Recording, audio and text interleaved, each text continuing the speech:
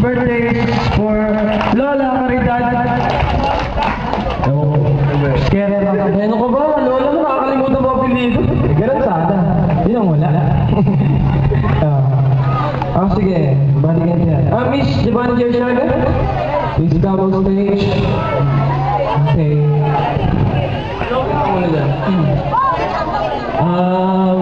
Salamat pala sa mga nagpunta. Bakit? Tapos na ba? Bakit na po salamat ka? Tapos na ba?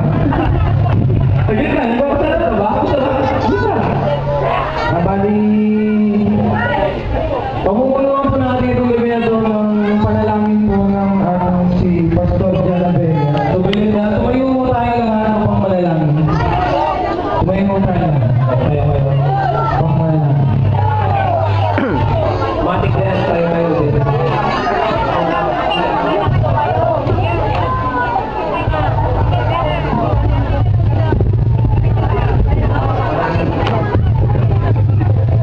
Ang hirap naman ang pwesto ko.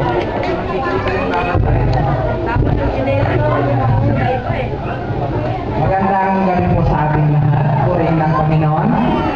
At nakakatuwa na makita ang bawat isa, lalo ng mga bata na natutuwa sa okasyon na ito. Subalit higit na nakakatuwa na makita ang mga minsan ay naging bata, subalit ngayon ay mga patanda na. Dahil madalas ang mga matatanda ay malulungkutin na. Iniisip nila kung ano ang mangyayari sa kinabukasan, malapit na ang mga taon. Subalit, alam po ninyo, ngayong gabi ay karapat-dapat na ipagdiwang ang kaarawan ng ating nanay na si Nanay Karin, sapagkat pinakalooban siya ng Panginoon ng ganito mahabang buhay. 18 birthday na 15 bisis. Yan. Sabi doon sa kanyang tarpaulin ay 18 times 5 birthdays. Nang ibig sabihin ay 90 years old. Yan. Ang sabi ng Bible, ang salita ng Diyos, ang ating mga taon ay nalilimitahan na lamang karamihan sa 70 taon. At kung halimbawa ito ay nagiging mahaba, ang kapaluluan nito ay kahirapan, kahapisan, mga problema, mga sakit. Subalit, salamat sa Diyos sapagkat ngayong gabi ay kasama natin si Nanay Karing na pagdiriwang pa rin ang kanyang ika-90 years birthday. Yan.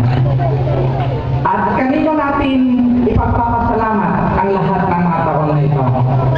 Ganito po ang sabi salita ng Diyos dito sa mga awit 103. Purihin mo ang Panginoon o kaluluwa ko, at lahat ng nasa loob ko ay magsisipuri sa kanyang banal na pangalan.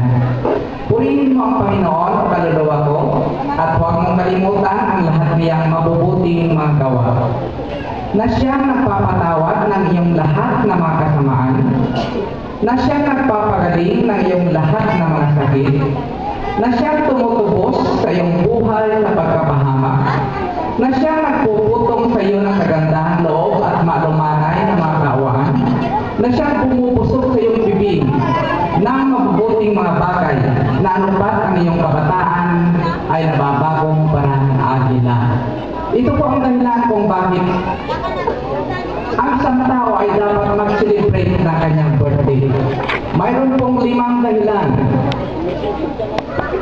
Hindi lamang po tayo nagdiriwang para sa ating sarili. We do not celebrate our birthdays for ourselves, but we celebrate it for God. Giving thanks to Him and praising Him for all His goodness. Lahat ng kanyang kabutihan sa ating mga buhay.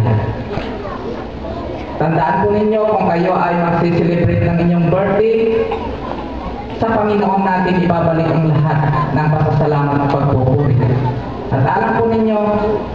tayo ay maging katulad ni Nanay Karin na nalulugod sa Diyos.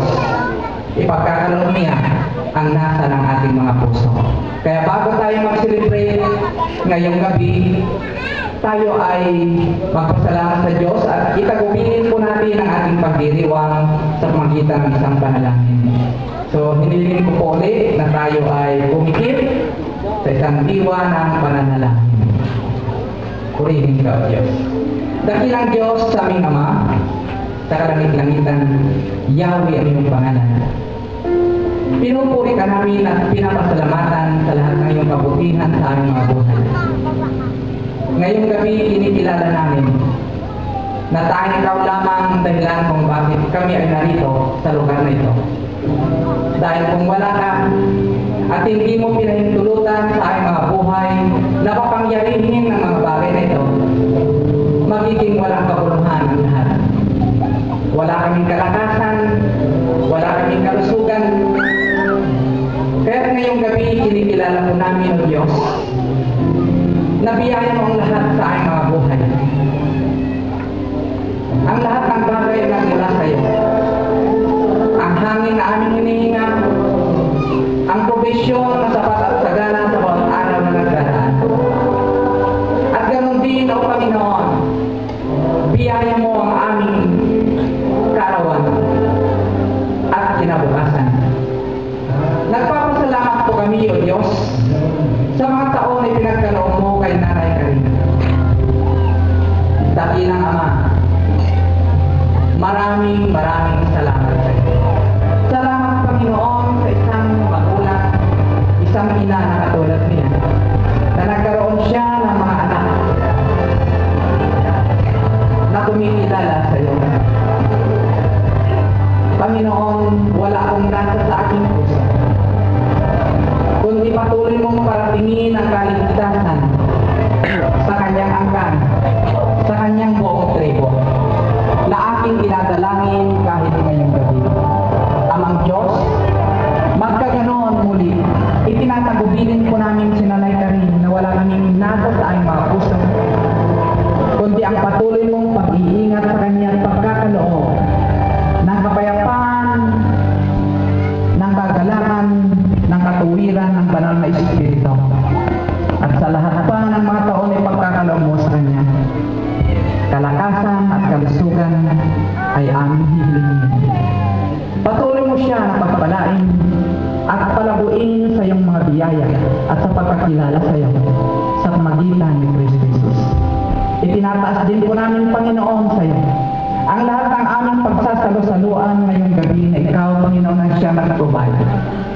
Katulad ng aming nasabi, makikigala kami at makikibahag kami sa kanyang mapagpapala, sapagkat ikaw, Panginoon, ang naglaan sa kanya ng lahat ng ito. Sa buong pamilya ni Nanay Caridad, salamat sa iyo, Diyos. Salamat.